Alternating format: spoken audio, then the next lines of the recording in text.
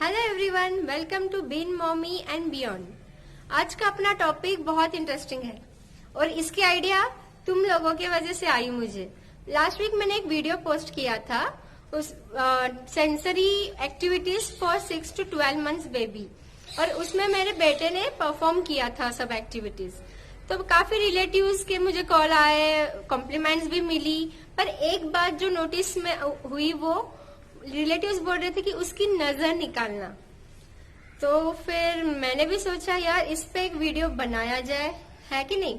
तो आज का है video myth and truth about babies. पहला मिथ, काजल लगाने से आंखें सुंदर होती है।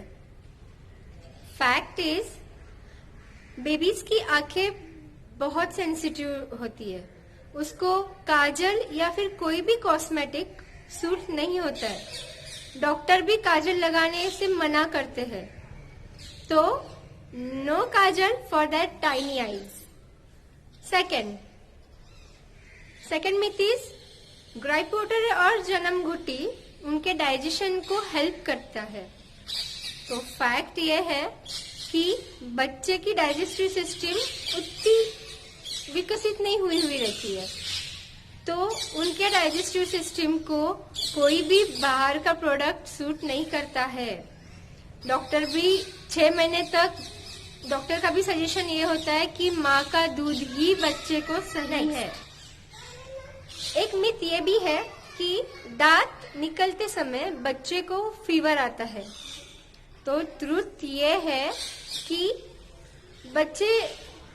बच्चे के दांत है ना, हमेशा 6 महीने से लेके 24 महीने तक उनकी टीथिंग की प्रोसेस चालू होती है, और यही वो एज है जहां बेबी बहुत फ्रीक्वेंटली बीमार पड़ने के चांसेस बढ़ जाते हैं, क्योंकि वो क्रॉलिंग करते हैं, फिर वो नीचे देखा हुआ कुछ भी हाथ में लेके खाने की भी कोशिश करते हैं, उससे भी इन्फेक्शन हो सकता है और फीवर आ सकता है। तो टीथिंग की वजह से फीवर आ रहा, ये सोचना गलत है, ये गलत है। उससे अच्छा उसको फीवर क्यों आया है ये जानना और डॉक्टर को कंसल्ट करना चाहिए। नेक्स्ट, अपने बच्चों के हीड़ों को शहद लगाने से उनके टीथिंग में हेल्प होती है। ये एक बहुत बड़ा मिथ है। ट्रुथ है कि कोई भी चीजें 6 महीने तक बेबी को नहीं देना चाहिए। तो फिर ये तो, और उनके हीड़ों को कुछ मीठा लगा हुआ रहा तो वो बहुत अफेक्ट करता है टीथिंग में, तो शहद नहीं लगाना चाहिए। नेक्स्ट मिथ ये है कि बच्चों को अगर वॉकर दे तो वो जल्दी चलना सीखते हैं। ट्रुथ है कि ऐसा कोई एविडेंस नहीं है साइंस में, या फिर साइंस भी प्रूफ नहीं किया है ऐसा कुछ कि वॉकर से उनके चलने में फायदा होता है। इनफैक्ट वॉकर दिए तो उनको चलने में दिक्कत होती है, और उनके जो मसल डेवलपमेंट है वो उसमें भी रुकावटें पैदा हो सकती है। तो बेबी को वॉकर ऑफर ना करें, उनको अपने आप से चलना सिखाए। नवजात शिशु को रोज नहलाना चाहिए, ये एक मिथ है, पर फैक्ट ये है कि उनको रोज नहलाने की जरूरत नहीं है। अगर तुम्हारा बच्चा उनको पसंद है, तुम्हारे बच्चे को अगर पसंद आता है नहाना, वो एंजॉय कर रहा है, तो तुम नहलाओ रोज, पर दिस इज नॉट कंपल्सरी।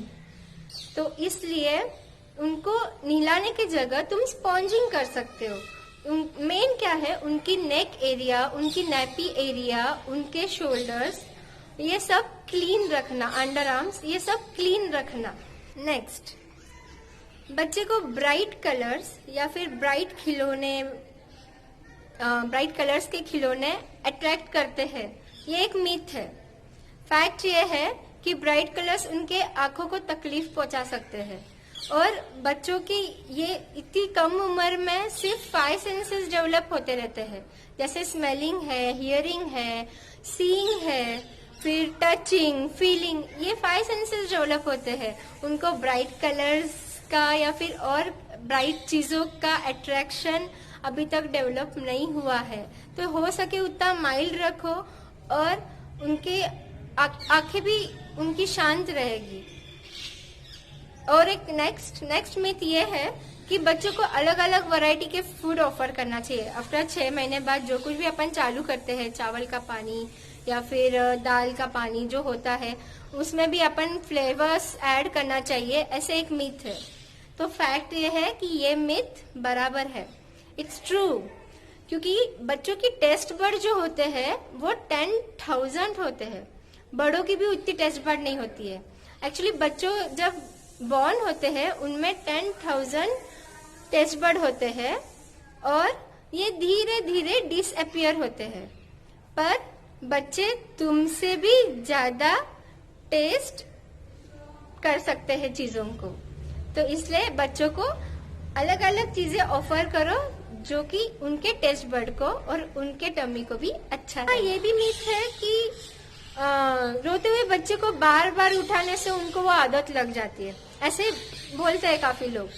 पर फैक्ट ये है कि अगर बच्चा रो रहा है, इट मीन्स कि उन्हें कुछ तो बोलना है तुम्हें। वो बोलेंगे कैसे? बच्चे कम्युनिकेट करते हैं रोने से ही। अगर वो रो रहा है तो अगर उसको भूख तो लगी होगी या फिर उसका पेट दुख रहा होगा, यही एक जरिया है जिससे वो रोना यही एक जरिया है जिससे वो तुमसे कम्युनिकेट कर रहे हो। तो रेदर ये सोचना कि वो बिगड़ जाएगा उसको बार बार लिए, तो ये सोचने से अच्छा है उसको क्या चाहिए वो देखें। एक मिथ ये भी है कि बच्चों को अगर तुम पेट पे सुलाए तो वो अच्छे से सोते हैं, तो ये मिथ बहुत गलत है। फैक्ट ये है कि बच्चे को हमेशा उसके बैक पे सुलाना चाहिए, इससे उनको सांस लेने में या फिर और बाकी की चीजों में प्रॉब्लम नहीं होती है।